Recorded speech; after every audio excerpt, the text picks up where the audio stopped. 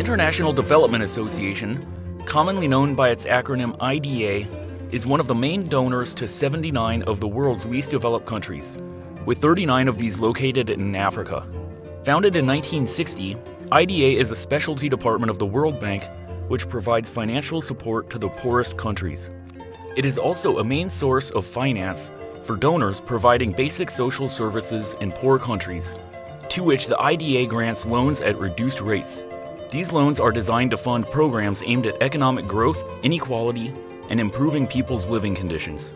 The attractive conditions attached to the loans granted make the IDA a particularly important partner for these low-income countries.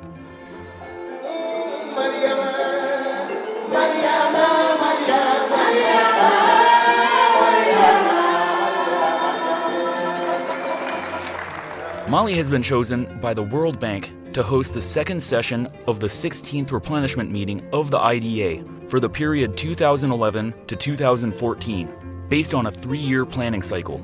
The meeting was co-chaired by President Amadou Toumani Touré and 2 foreign heads of state, Abdoulaye Wade of Senegal and Ellen Johnson Sirleaf of Liberia, who specially attended that meeting as distinguished guests of their Malian counterpart, together with the Prime Minister, members of the government, presidents of institutions, and civil society stakeholders. Mali is the 3rd African country, after Mozambique and Ethiopia, to host a session of the IDA. This is regarded by the Malian authorities as a sign of special attention, and as an acknowledgement by the World Bank of the tremendous efforts made by the country in reorganizing its finances and stabilizing its macroeconomic framework.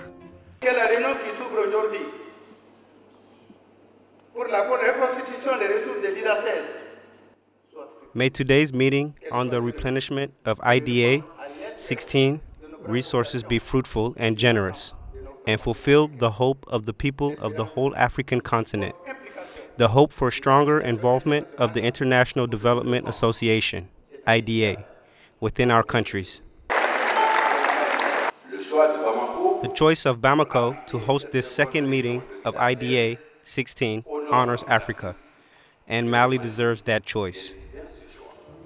The meeting in Bamako marks a particular context, that of the 50th anniversary of the IDA and the persisting effects of the economic crisis on the economies of principal donors. The association is a kind of cooperative. It belongs to countries. It is up to them to demonstrate the relevance and effectiveness of this tool, the value it has in comparison with other channels or tools that can be mobilized to raise funds and finance development. I think if the states succeed in demonstrating that the IDA remains a relevant instrument for mobilizing aid and channeling it through concrete results, there's nothing to worry about. Mali has been a member of the IDA since 1963. The World Bank affiliates have invested around US $2 billion in Mali in various development sectors. Actually, the IDA finances a total of 19 projects in Mali, of which 8 are regional projects with a paid-up value of US $750 million. We understand that participants at the Bamako meeting wished to profit from the opportunity for a deeper immersion into the country and to report on field activities conducted by the IDA for the people.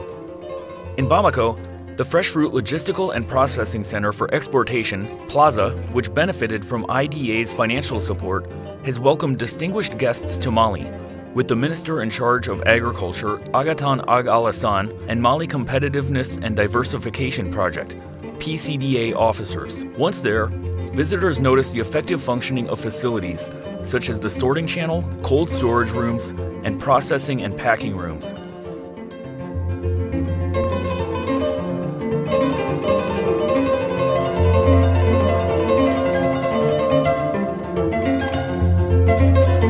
Some presentations related to the objectives. The functions and prospects of Plaza have definitely convinced the IDA delegation of the relevance of the project. Project produces concrete outcomes, creates jobs, and exports. It makes a very good impression, and it is especially important for Mali.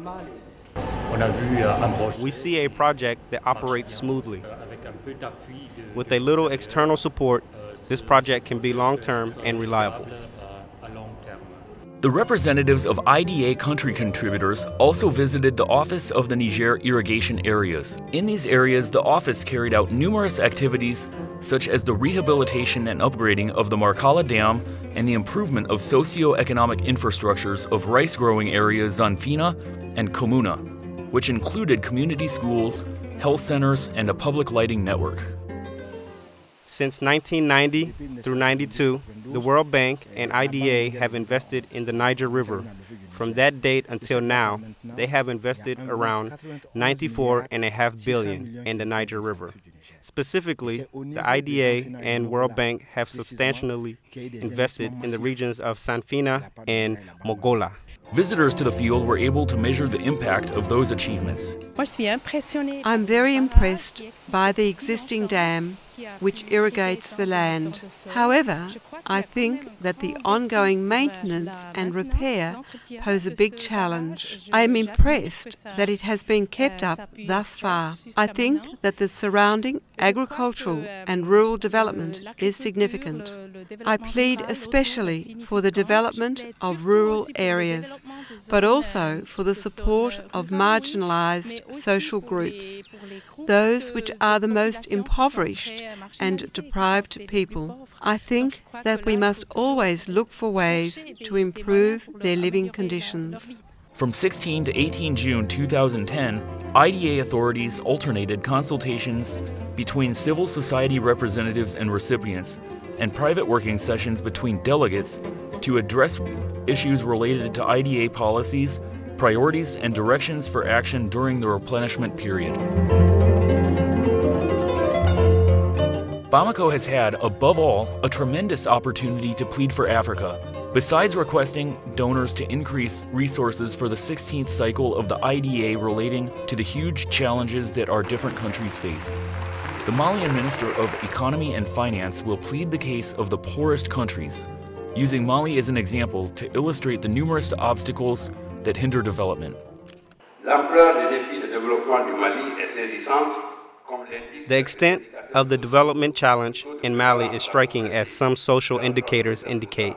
A poverty rate of 43.5% in 2009, a life expectancy of 59.8 years, an infant mortality rate of 96 deaths for 1,000 births, and a school attendance rate of 82% in 2009, with 73% for girls. Those indicators have certainly recorded some improvements over the last few years, but the achievement of the Millennium Development Goals remains a big issue. In addition to the issues with these social indicators, we experience a shortage, if not total lack of infrastructure, which acts as a catalyst for development. For its development, Africa needs significant and qualified financial resources granted by donors, as well as qualified human resources which help with the formalization, implementation, and monitoring of its economic policies. The World Bank supports African economies. According to President Wade, we must support the IDA resources replenishment process. Bank does excellent work, and I am positive that if we appeal to donors for increased IDA resources based on the resolution that you have just adopted here through direct interventions by our friends, the developed countries, I am sure we will make progress compared to the previous situation. And we shall not go back to a situation of insufficient resources. It is not right to say, there is a crisis. I am taking care of myself and not others. The principle of solidarity requires one to intervene even during a time of crisis. And beyond this crisis, it is in the interest of developed countries to support a growing Africa. The IDA has invested over XOF franc CFA 300 billion in Mali with visible results in different fields such as infrastructure, health, and agriculture.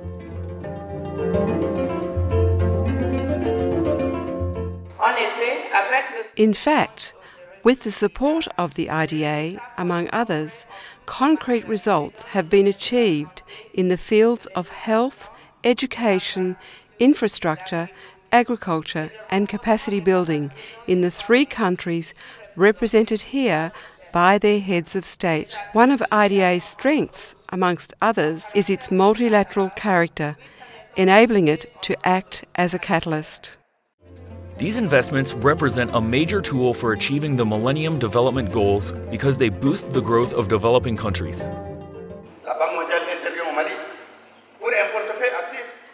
The World Bank intervention in Mali has an active portfolio of US $778 billion worth, 390 billion franc CFA, for 18 operations in various fields.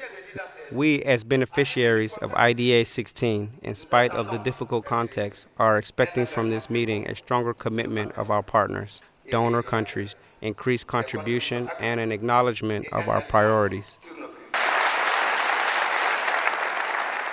Much progress has been made in the past 6 years. Defunct public financial and public sector management systems are being rehabilitated. Schools have reopened throughout the country. Communities across our country are rebuilding shattered infrastructure. Transport corridors are beginning to open up to help spur trade and growth.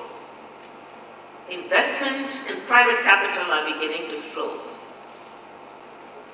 Liberia would not have made this progress without the financial and technical support of the World Bank. One of the highlights of the IDA 16 meeting was Mali Day, co-chaired by the Prime Minister and Head of Government, Modibo Sidibé, and Mrs. Obiageli Ezekugazili, World Bank Vice President for Africa.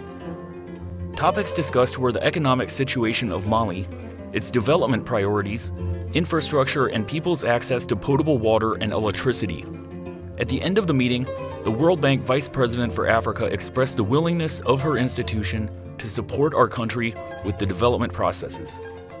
The Malians understand the problems that they need to solve. They also see the potentials that their country has, whether it's in agriculture or whether it's even in renewable energy, or it's in, just agribusiness and ensuring that many more sectors emerge for the diversification of your mining sector. They recognize that. Now, the issues we're discussing are what are the policies, the right kinds of policies, what are the right kinds of public investment that will be accompanied by private sector investment, and what are the right kinds of institutions and leadership of those institutions that would enable growth to happen. Mali needs to grow at least 7% and above in order to tackle poverty. And improving the business environment is going to be critical for this. Ensuring sound microeconomic policies is important for this. And providing leadership to move the whole economy forward. Keeping an eye on all the provinces to ensure equity in the development process is very important. The final flourish of the IDA meeting in Bamako on that wonderful day was the outcome agreed upon by the World Bank and Mali. This was realized at Koluba with the signing of the accord for IDA funding of US $140 million. The first agreement concerns the financing of US $70 million to boost agriculture in our country, notably through the Mali Sustainable Land Management Project, PAPM. The project will fund development of 2,700 hectares of irrigated land in the office of the Niger and 4,600 hectares of irrigated village land. Excellence, Monsieur le Président, le secteur agricole constitue au Mali la clé de voûte. Your Excellency, Mr. President, the Malian agricultural sector constitutes the keystone of its growth, the main job provider, and the essential lever to tackle poverty. The increase in agricultural productivity will lead not only to a higher growth rate, but also to a better distributed and sustainable growth. The Mali Sustainable Land Management Project fund amounting to US $70 million will be coupled with a subsidy of US $6.2 million from the Global Environment Facility and a donation of US $19.5 million released by EU's Food Facility Fund. In addition to those goals and activities, I am convinced that the project will contribute to the achievement of Malian goals in the area of the modernization of agriculture, the development of agricultural affiliates, and capacity building of stakeholders and farmer associations. The second agreement, also for an amount of US $70 million, relates to the fourth support credit to the poverty reduction strategy. That fund is a general budget support and constitutes the second of a series of 3 annual budget supporting programs. The Poverty Reduction Support Credit Strategy is centered on reforms designed to strengthen the management of public finances and improve basic social welfare services, while improving the institutional regulatory framework for investment in infrastructure, as well as the regulatory framework for private investment. The activities supporting that fund offer Mali suitable tools to alleviate, if not remove, some growth constraints and improve people's living conditions, particularly those in rural areas.